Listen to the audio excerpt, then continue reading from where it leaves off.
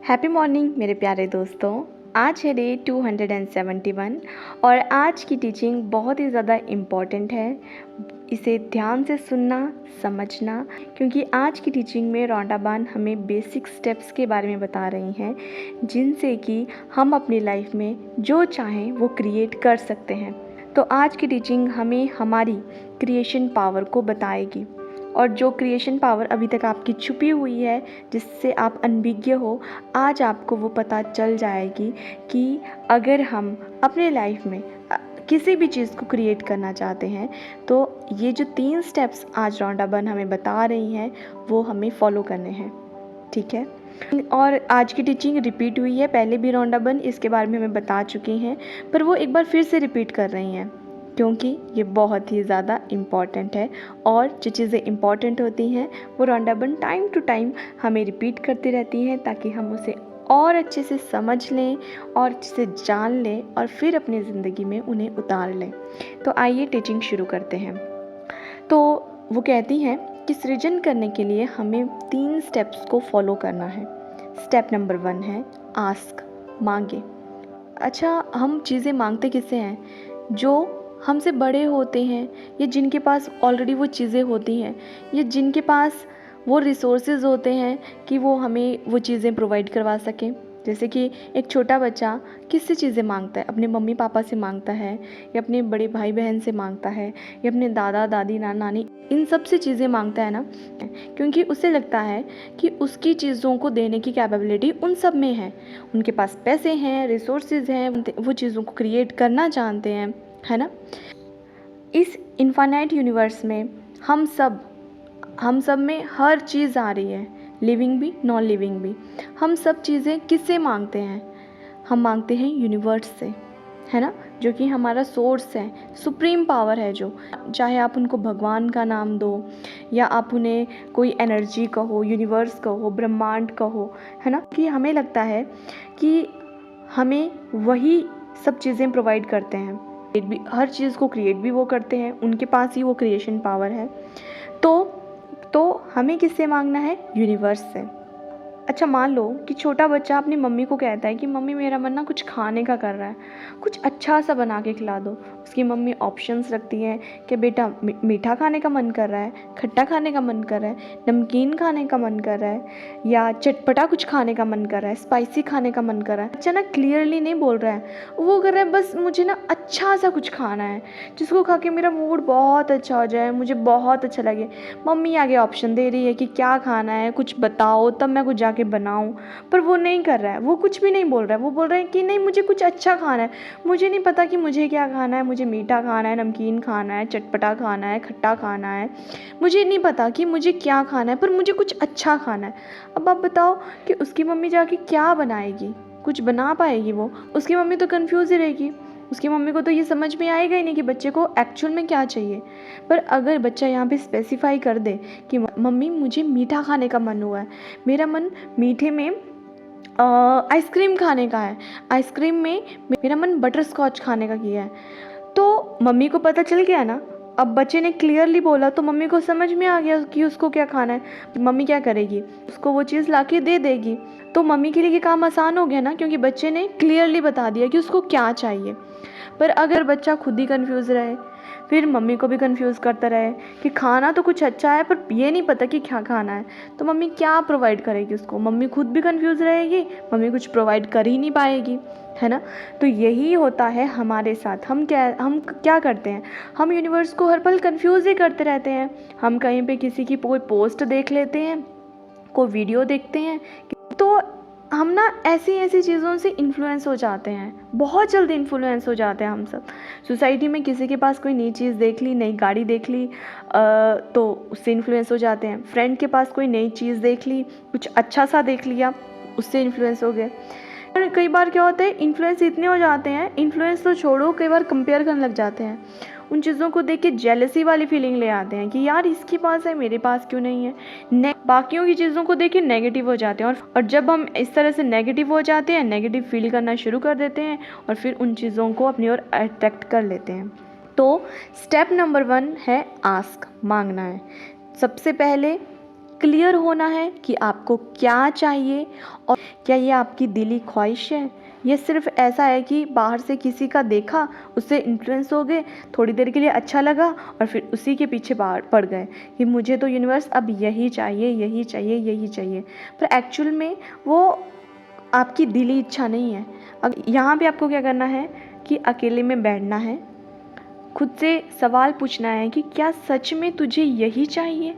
क्या सच में इसे पाकर तुम खुश हो जाओगे? क्या सच में इसे पाकर तुम्हें बहुत अच्छा लगेगा, या सिर्फ बाकियों को दिखाने के लिए, शो ऑफ करने के लिए ये चीज़ कर रहे हो? तो जब भी कोई चीज़ यूनिवर्स से मांगनी है, मेक श्योर कि वो आपकी दिली इच्छा ही होनी चाहिए। ऐसा नहीं है कि शो ऑफ करने के लिए, लोगों को दिखाने के लिए, लोगों को जलाने के लिए, बाकी लोगों में अपना वो इन्फ्लुएंस बनाने के लिए कि देखो वाओ मेरे पास ये सब चीज़ें हैं, अपना नेम फेम के लिए, वो सब चीज़ें नहीं करनी है। दिल से कोई चीज़ अगर आपको पसंद है तो मांगने में कोई हर्ज नहीं करना है यूनिवर्स से, पर वो ख्वाहिश होनी चाहिए दिली ख्वाहिश, ठीक है। और एक बात याद रखनी है कि स्पिरिचुअल वर्ल्ड में हर चीज़ पहले से ही मौजूद है। आपकी नॉलेज में ऐसी कोई चीज़ आएगी ही नहीं जो कि स्पिरिचुअल वर्ल्ड में मौजूद नहीं होगी। अब इसे मैं थोड़ा अच्छे से समझाती हूँ। आपका अगर कोई सपना है कि कोई दिली ख्वाहिश है, ठीक है, तो वो चीज़ पहले से स्पिरिचुअल वर्ल्ड में है। ऐसा नहीं है कि वो कोई नई है। आपको सिर्फ अपनी फ्रिक्वेंसी को स्पिरिचुअल वर्ल्ड में मौजूद उस चीज़ की फ्रिक्वेंसी के साथ मैच करना है और फिर वो चीज़ आपके फिज़िकल वर्ल्ड में आ जाएगी, ठीक है। ये है सबसे फर्स्ट और सबसे एक्टिव स्टेप किसी भी चीज़ को अपनी लाइफ में क्रिएट करने का। सेकंड स्टेप है बिलीव करना, विश्वास करना। इसका मतलब है कि आपको पूरा पूरा विश्वास होना चाहिए, 1% भी डाउट नहीं होना चाहिए उस चीज़ पे कि जिस चीज़ को आपने मांगा है वो पूरा हो चुका है। अब यहाँ पे बात आती है, लोग ना फ्यूचर में बात करते हैं। लोग बात करते हैं कि जब वो चीज़ मेरे पास आ जाएगी मैं ऐसा फ़ील करूँगा, मैं वैसा फ़ील करूँगा, मुझे इतनी खुशी होगी। मतलब फ्यूचर में बात करते हैं उस चीज़ की कि मैं वो चीज़ ख़रीदने वाला हूँ, मैं वो करने वाला हूँ। आपको उसे ऐसे जीना है जैसे वो चीज़ पहले से आपके पास मौजूद है, जैसे वो हो चुका है, ठीक है। तो आपको विश्वास करना है, 1% भी डाउट नहीं होना चाहिए आपको कि आपने कुछ मांगा और आपको नहीं मिलेगा। तो आपको अपनी इच्छा पे विश्वास करना है, क्योंकि ये जो आपकी विश्वास शक्ति है कि आप विश्वास करते हो कि यूनिवर्स आपको दे देंगे, यही मीडियम बनता है उस चीज़ को स्पिरिचुअल वर्ल्ड से फिज़िकल वर्ल्ड में लाने का। इसे इस तरह से समझो जैसे एफएम रेडियो होता है ना, एफएम रेडियो में जैसे ही आप उसको ट्यून करते हो किसी फ्रिक्वेंसी पे, तो उस फ्रिक्वेंसी पे जो भी चला होता प्रोग्राम, वो गाना, न्यूज़, कुछ भी उस फ्रिक्वेंसी पे चली होगी आपको वो सुनाई देगी। अब कैसे वो गाना सुनाई दिया? गाना तो हमारे आसपास तरंगों के फॉर्म में था, रेडियो वेव्स में था, वो तरंगे तो हमें नहीं दिखाई दे रही हैं। सेम आप ऐसे मान लो कि जो भी आपकी विश है, चाहे वो कैसी, चाहे आपको मर्सिडीज़ लेनी है, आपको करोड़ों रुपए चाहिए, आपको अपने पार्टनर के साथ शादी करनी है, आपको अपना रिश्ता हील करना है, आपको अच्छी हेल्थ चाहिए, आपको कुछ भी चाहिए हो, कुछ भी मतलब कुछ भी, ठीक है। पहली बात, कुछ भी इम्पॉसिबल नहीं है, कि ऐसा नहीं मानना है दिल में कि मुझे ये चीज़ नहीं मिल सकती है, ये बहुत बड़ी चीज़ है, मैं इसको डिज़र्व नहीं करता हूँ। अगर आप खुद को ये मानोगे कि मुझे वो चीज़ नहीं मिल सकती क्योंकि मैं उसको डिज़र्व नहीं करता हूँ, चाहे रीज़न कुछ भी हो, तो वो चीज़ आपको नहीं मिलेगी। आप खुद भी ये चीज़ देखना कि अगर हमने कोई चीज़ किसी को देनी हो पर सामने वाला ये सोचे कि मैं तो इसे डिज़र्व ही नहीं करता हूँ, तो हम भी वो चीज़ उसको नहीं देते हैं। इसलिए सबसे पहले तो खुद को डिज़र्विंग मानो कि आप हर चीज़ को डिज़र्व करते हो, हर बड़ी से बड़ी, हर छोटी से छोटी, हर महंगी से महंगी, और जो कुछ भी है, ठीक है, आप हर चीज़ को डिज़र्व करते हो। खुद को डिज़र्विंग मानो और फिर ये मानो कि हर चीज़ पॉसिबल है, हर चीज़ आपको मिल सकती है, ठीक है। विश्वास करना है, और ये विश्वास करना है कि जो आपने मांगा है वो आपको मिलेगा, क्योंकि ये जो आपकी विश्वास की शक्ति है यही हर चीज़ को आपकी ओर लेकर आएगी। तो ये है क्रिएशन का सेकंड स्टेप कि बिलीव करो, 100% बिलीव, ठीक है। थर्ड स्टेप है रिसीव करना। अब आपने आस्क भी कर लिया, आपने बिलीव कर लिया, अब जब लेने की बारी आई, यूनिवर्स आपको दे रहे हैं और आप कहेंगे यूनिवर्स आज मुझे ये नहीं चाहिए, अभी मुझे ये नहीं चाहिए, बाद में मुझे दे देना। या कोई आपको कुछ दे रहा है पर आपने हाथ बंद कर लिए, आपने हाथ खोले ही ना, आपने वो चीज़ रिसीव ही नहीं की। आप बोल रहे हो कि मुझे ये इस तरह से नहीं चाहिए था। यूनिवर्स, मैंने आपसे चीज़ मांगी, मैंने विश्वास भी किया, पर मुझे इस तरीके से, इस व्यक्ति के थ्रू, इस मीडियम से वो चीज़ नहीं चाहिए थी।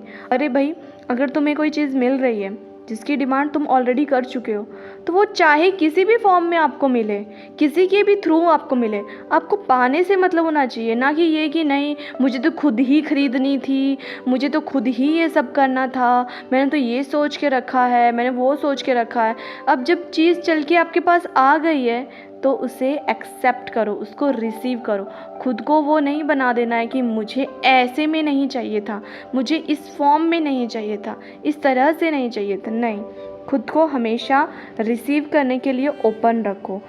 और जब आप एक बार ये यकीन कर लेते हो कि आपको ऑलरेडी वो चीज़ मिल चुकी है, तो ये जो आपका थर्ड स्टेप है ना, रिसीव करना, ये अपना रिज़ल्ट लाएगा, आपको वो चीज़ मिलेगी। ठीक है। और यही 3 स्टेप्स हैं जो कि रॉन्डा बर्न हमें बता रही हैं किसी भी चीज़ को क्रिएट करने के लिए। और एक और स्टेप है जो कि आज की टीचिंग में मिसिंग है, वो है लेट गो करना। डेस्परेट नहीं होना किसी चीज़ को लेके, ठीक है। डिटैच्ड हो जाना है। जब आपको कोई चीज़ मिल जाती है तो आपने देखा होगा कि चाहे आपकी कितनी ही बड़ी कोई ख्वाहिश क्यों ना हो, जब आपको वो मिल जाती है, पूरी हो जाती है, उसके बाद क्या होता है, कुछ दिनों के बाद आप उससे डिटैच हो जाते हो ना। जैसे नया नया फ़ोन लेते हैं तो कुछ दिन तो बड़ा क्रेज़ रहता है, अच्छे से उसकी देखभाल करते हैं, बहुत उसकी केयर करते हैं कि एक स्क्रैच ना लगे, आराम से उसको रखते हैं। और 3-4 दिन के बाद क्या होता है, फिर आप उसकी उतनी केयर नहीं करते हो जितनी आप फर्स्ट और सेकंड डे में करते हो। 1 महीने के बाद वो पुराने जैसा लगता है ना। तो आपके पास वो चीज़ जब ऑलरेडी मिल चुकी है आपको, ठीक है, तो उससे वो जो डिटैचमेंट वाली फीलिंग आ जाती है ना, तो वो जो डिटैचमेंट वाला स्पेस आ जाता है, वो आपको यहाँ भी क्रिएट करना है। डिटैच हो जाना है, जब मिलेगा मिलेगा, ठीक है। डेस्परेट नहीं होना है, हर वक्त पल पल वो चीज़ मांगते नहीं रहना है। अभी कुछ दिन पहले ही रॉन्डा बर्न ने एक टीचिंग में हमें बताया था कि अगर हम किसी चीज़ को ज़रूरत के तौर में मांगते हैं कि मुझे इस चीज़ की बहुत ज़रूरत है, बहुत नीड है, तो वो चीज़ हमें नहीं मिलेगी या जल्दी नहीं मिलेगी। हमेशा रिलैक्स होकर मांगना होता है, बिलीव करना होता है और रिसीव करने के लिए ओपन रहना होता है। किसी भी चीज़ को बर्डन नहीं रखना है, ठीक है। आराम से मिल जाएगी, जब मिलेगी I am ready to receive, ठीक है। इस एटीट्यूड के साथ हमें चीज़ें मांगनी है, विश्वास करना है और फिर उन चीज़ों को पा लेना है। और हमेशा याद रखना है कि ये जो क्रिएशन की पावर है ना, ये एक बैटरी के जैसे है। बैटरी में क्या होता है, पॉजिटिव को रिपेल करता है, नेगेटिव को रिपेल करता है।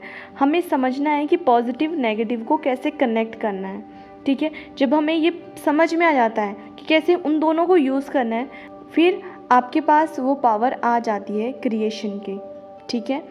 इसलिए अपनी क्रिएशन की पावर को जानो और उसे अच्छे से इस्तेमाल करो और फिर अपनी लाइफ में अपनी सभी मनचाही चीज़ों को अट्रैक्ट करो। पर याद रखना है कि हर मनचाही चीज़ आपकी दिली ख्वाहिश होनी चाहिए, किसी के बहकावे में नहीं आना है, किसी के इन्फ्लुएंस में नहीं आना है और किसी को शो ऑफ करने के लिए कुछ चीज़ें मांगनी नहीं है, ठीक है। तो मिलते हैं कल नई वीडियो में नई टीचिंग के साथ। तब तक के लिए खुश रहिए, हंसते रहिए, मुस्कुराते रहिए, खुद पे ढेर सारा काम कीजिए, खुद को ढेर सारा प्यार कीजिए और अभी तक चैनल सब्सक्राइब नहीं किया है तो कर लीजिए, बेल आइकन प्रेस कर दीजिए और बाकी लोगों के साथ इन वीडियोज़ को दिल खोल कर शेयर कीजिए। और जिनका भी जन्मदिन है उन सबको मेरी ओर से जन्मदिन की ढेरों ढेरों ढेरों शुभकामनाएं। हम सबका दिन मंगलमय हो। मिलते हैं कल, टेक केयर, सबका मंगल हो।